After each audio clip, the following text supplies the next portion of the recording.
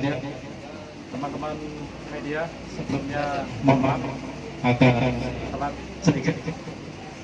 Perkara ini sebenarnya akan kita ekspos kemarin menjelang 1 Juli karena sesuatu dan lain hal, sehingga pada hari ini akan diekspos langsung oleh Pak Direktur Reskrim Polda Sulawesi Tengah, yaitu terkait dengan keberhasilan teman-teman kita dari Direktorat Reserse Kriminal Umum pengungkapan beberapa kasus curanmor yang terjadi tahun 2018, ya, yang terungkapnya pada Juni 2020 ini. Kemudian ada satu kasus jambret curas. Di depan rekan-rekan ini ada 22 ya handphone. Ya, sebenarnya yang mengungkap 33 tempat kejadian perkara di Kota Palu dan sekitarnya. Tetapi barang bukti yang berhasil diamankan baru 22 unit handphone ini. Nah, kemudian kasus yang ketiga adalah pencurian sepeda motor yang terjadi bulan Juni juga 2019, ulangi 2020, dan terungkapnya tanggal 20 Juni 2020. Ya, nanti untuk jelasnya ya terkait dengan TKP pengungkapan curas berada di mana saja, jalan apa saja, nanti Pak Direskrimum beserta penyidiknya Kasubdit 3 yang akan menyampaikan kepada rekan-rekan sekalian.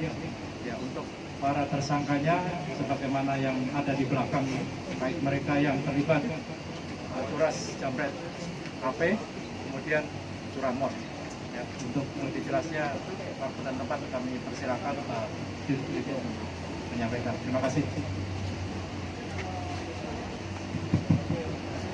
Baik.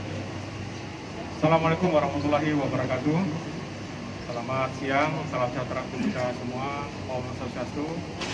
Terima kasih Kabid Humas yang diwakili oleh Pak Kasubdit Pemas ya. Terima kasih Pak Lesti dalam hal ini Kasubdit Jatan Ras ya. Dan rekan media sekalian, terima kasih atas kehadirannya. Dalam rangka kita akan ekspos ada 3 LP, 3 perkara yang sudah berhasil kita ungkap. Itu ada 2 perkara curanmor, yang 1 perkara curas. Rekan sekalian, ini dari ketiga perkara ini ada satu hal yang menarik yang untuk kita ekspos adalah ini adalah pengungkapan kasus curas ini, ya, pencurian dengan kekerasan. Yang 1 LP-nya adalah terjadi pada tanggal 21 Juni 2020 ya, pada hari Jumat ya, sekitar pukul 5.30 WITA di Jalan Durian, Kota Palu ya. Nah, ini pelaku ini ya, dia memepet korban yang sedang mengendarai kendaraan motor, kemudian menendang korban ya, sehingga korban terjatuh, kemudian motornya dilarikan. Nah, ini berhasil kita ungkap, kita tangkap pelakunya, kemudian dapat juga motor yang diambil. Nah, setelah itu kita kembangkan, ternyata rekan sekalian, pelaku ini adalah spesialis ini jambret handphone ya. Nah, mereka ini melakukan jambret ini ketika ada, ini terutama adalah korbannya ibu-ibu ya, ibu-ibu. Ketika ibu-ibu itu menyimpan handphone dalam tas ya, yang tidak diselempang ke depan dan itu dilihatnya memudahkan untuk diambil ya, itu dia lakukannya ya. Kemudian bagi para korban-korban yang sudah disurvei dan diikuti, yang sedang, biasanya kan ada orang sambil nelpon ya, sambil naik motor tuh sambil nelpon, kemudian dirampas. Nah, inilah rekan sekalian berhasil kita ungkap. Ini TKP-nya tidak hanya di Kota Palu, ada di Sigi, ada di Parimo ya, sampai terungkap semuanya ada sebanyak 33 TKP.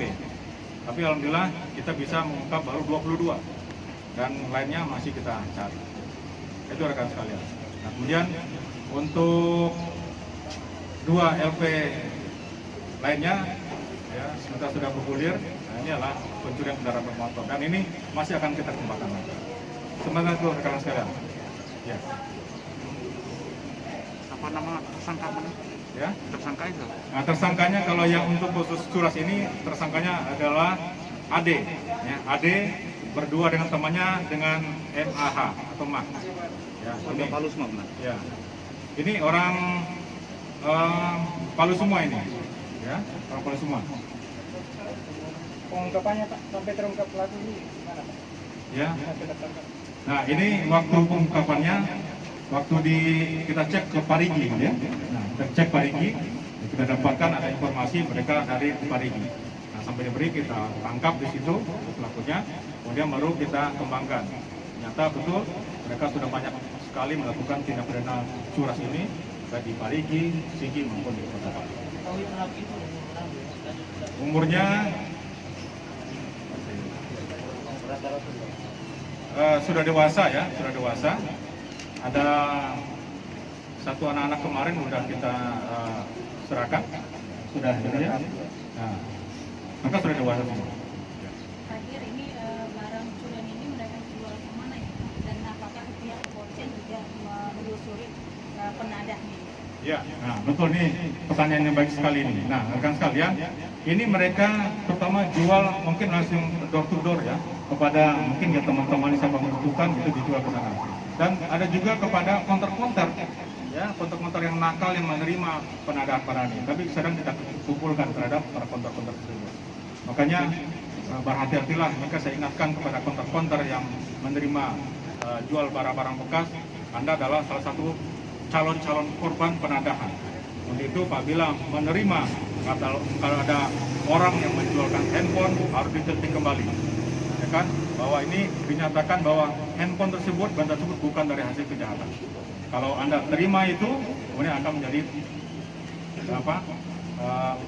penadah juga dalam hal ini. Pasal yang disangkakan sendiri Pak Dir? Nah, ini para tersangka ini kita jerat ke dalam pasal 365 ya, ayat 2 KUHP ya, dan 362. Ancaman hukumannya 9 tahun.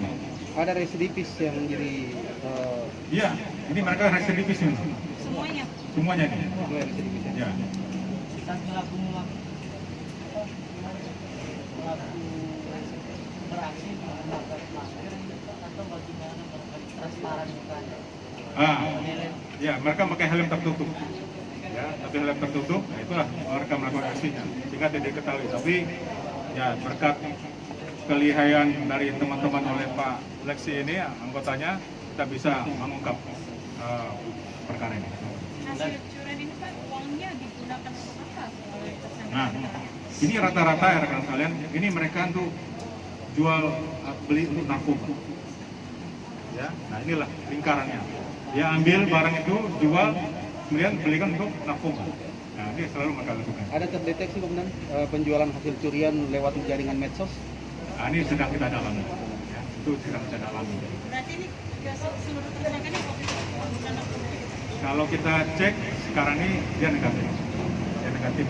Ya, kalau kita cek urin ya, tadi negatif. Tapi nanti kita dalami lagi dengan teman-teman dari NAP. Ini kan 9 kan? Ini tersangka ini kan residivis. Ya. Ada yang dibocor tidak? Dibocor? Tidak. Kami melihat ini kalau pelakunya tidak membahayakan petugas, kemudian tidak melarikan diri, ya, kemudian bisa ditangkap dengan baik-baik, ya kita lakukan dengan baik-baik. Kan meresahkan warga ini.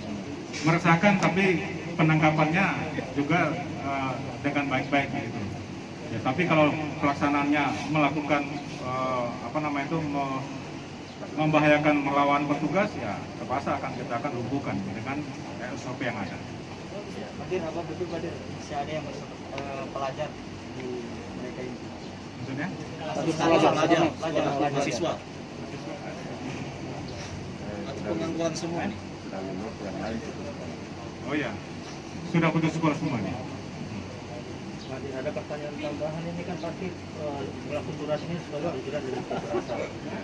Apakah ada korbannya yang mengalami cedera atau sakit parah atau hampir meninggal? Kalau sampai meninggal tidak ada ya. Nah, seperti kemarin kan curasnya kan dengan ditendang orang sampai langsung jatuh. Ya, itu yang sedang kita dalami. Ada itu korban-korban itu ada. Ya. Jadi orang naik motor di depan dekat kemudian dipepet, ditendang, jatuh, ya motor dilarikan. Tidak ada yang meninggal. Nggak ada. Kalau dari unit Ranmor yang diamankan oleh kepolisian, apakah ada terdeteksi mereka melakukan kejahatan Ranmor dengan kemudian ada pemalsuan untuk jual belinya?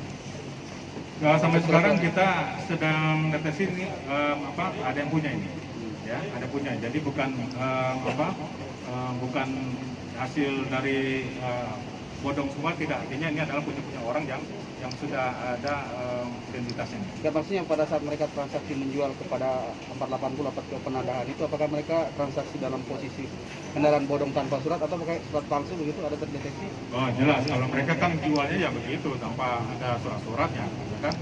Nah, jadi ya dapat curi, kemudian dijual, ya guna uangnya tuh ya itu tadi pembelian narkoba. Karena kan ada modus baru pasca bencana bahwa ada kendaraan yang hilang tapi masih ada surat yang kemudian mereka duplikasi untuk melegalkan motor curian. Oh, tidak, jadi selama ini yang kita ungkap ini adalah memang betul murni motor curian, ya bukan curian, bukan hasil yang seperti yang sudah sampaikan tadi.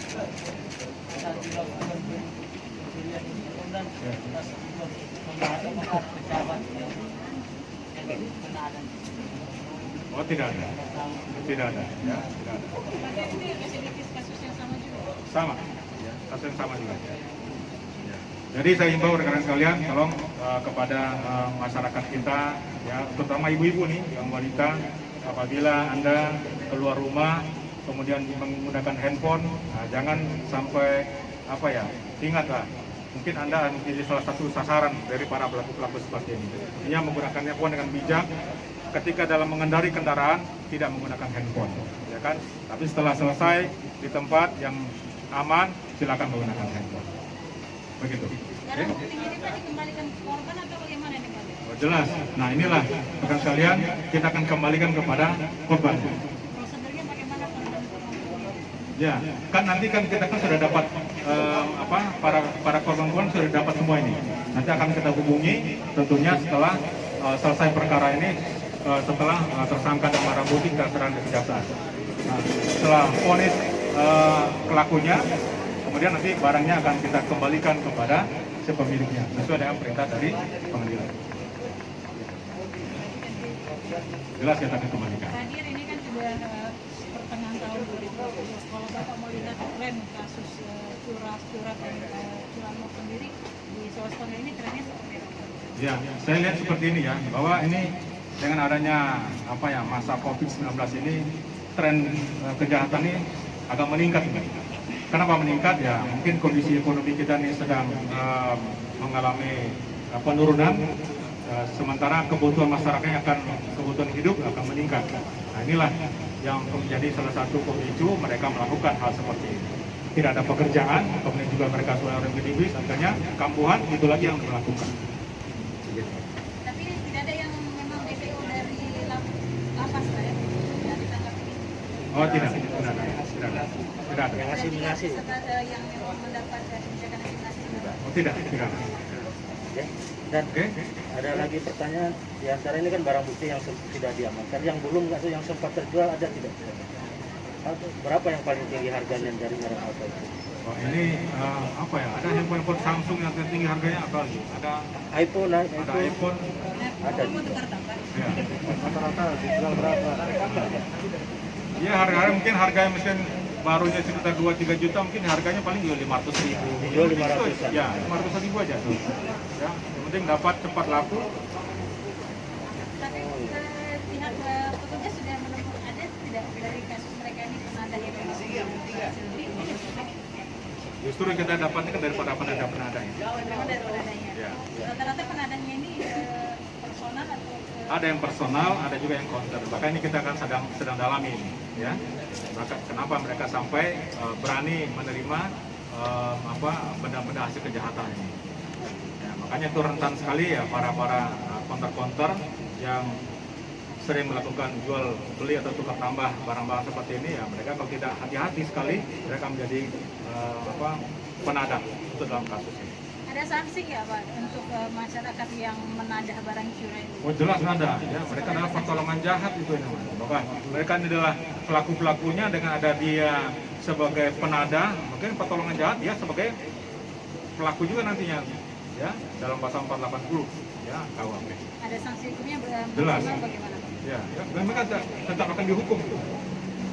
Jadi nggak ada alasan, oh saya nggak tahu gitu. Oh, Misalnya, tidak ada alasan, ya kan? Tentunya harus patut dicurigai, ya. Apabila orang menerima atau ada menjual suatu barang dengan di bawah harga pasaran, patut dicurigai itulah barang yang tidak benar. tapi biasa alasannya Pak, dia lagi butuh banget Pak uangnya. Ada satu caranya, ya, ada satu cara. Sampaikannya apabila Anda seorang konter atau seorang menerima itu, buat ketika orang akan menjual barangnya, buat pernyataan.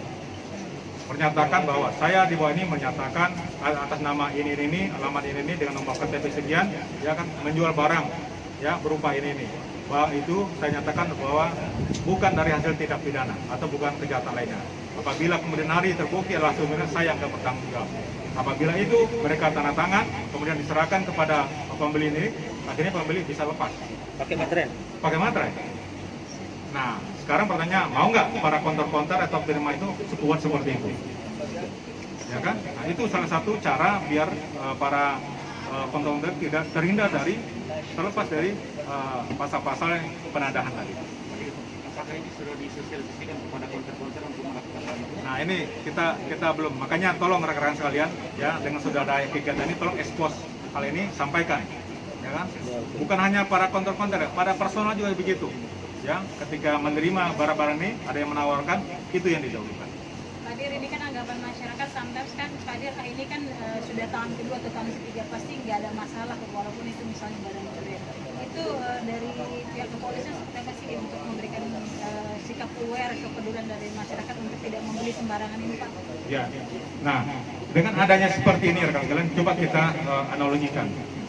Semakin banyak teman-teman atau masyarakat yang tahu tentang masalah ini, mereka akan peduli ya kalau apabila itu yang saya lakukan, saya akan menjadi salah satu pelaku. Dengan ada hal yang tadi saya sampaikan, mereka akan memproteksi dirinya. Akhirnya apa? Pelaku semakin banyak dia melakukan juga, mau dijual kemana? Orang tidak akan mau ambil, ya kan? Nah, akhirnya bisa berpikir, apabila saya ambil barang ini kemudian tidak ada orang mau menjual, untuk apa saya melakukan? Nah, inilah salah satunya. Kita coba terbalik, kita coba dari hulu ya, proteksi dari hulu, ya kan? Nah, apabila dari hulu sudah terproteksi, akhirnya dari hilirnya tidak bisa terjadi. Berarti istilahnya logikanya Pak, dengan metode ini pun pihak kepolisian bisa mendeteksi barangnya dari mana walaupun sudah lama Pak ya? Ada teknologi itu, ya, bisa kita telusuri. Jadi masyarakat harus waspada Pak ya? Ya. Jangan kumpul uang. Oke, terima kasih. Terima kasih, Ya, Pak. wassalamualaikum warahmatullahi wabarakatuh.